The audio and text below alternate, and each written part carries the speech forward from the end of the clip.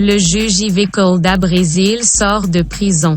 Le cabinet d'instruction s'est déclaré incompétent pour ouvrir une enquête sur les faits reprochés à Ivecolda Brasil.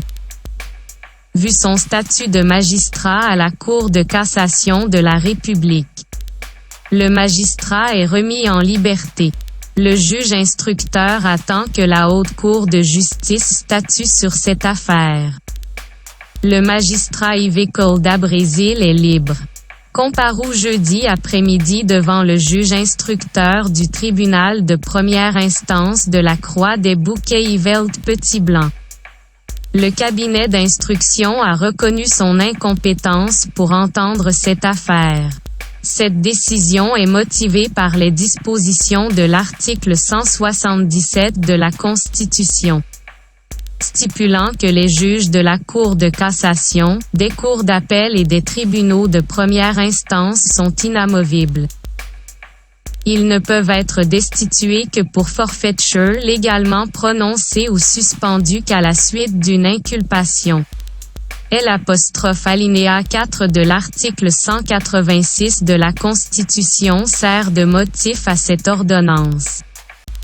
La Chambre des députés, à la majorité des 2/3 de ses membres, prononce la mise en accusation des juges et officiers du ministère public près la Cour de cassation pour forfaiture.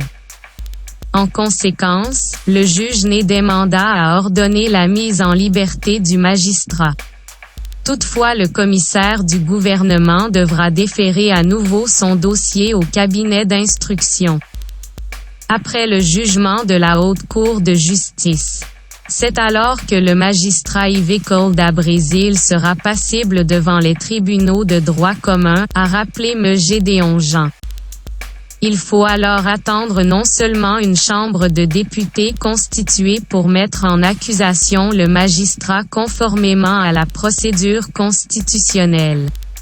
Il va aussi falloir attendre que le Sénat, le président et le vice-président de la Cour de cassation puissent constituer la Haute Cour de justice devant dire s'il a commis une forfaiture ou non.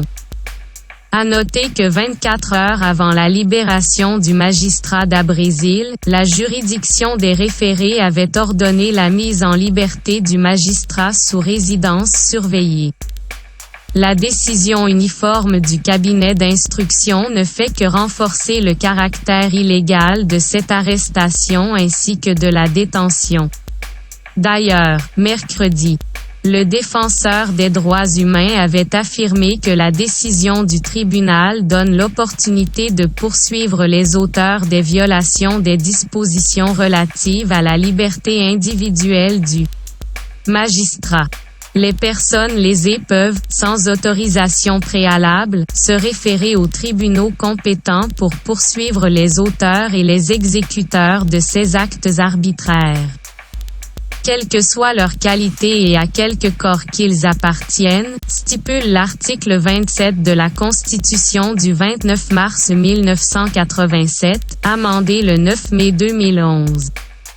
Quant aux autres personnes arrêtées le même jour, en compagnie du magistrat da Brasil, les avocats disent vouloir faire appel du jugement de la doyenne du tribunal de première instance de la Croix des Bouquets pour tenter d'obtenir leur libération.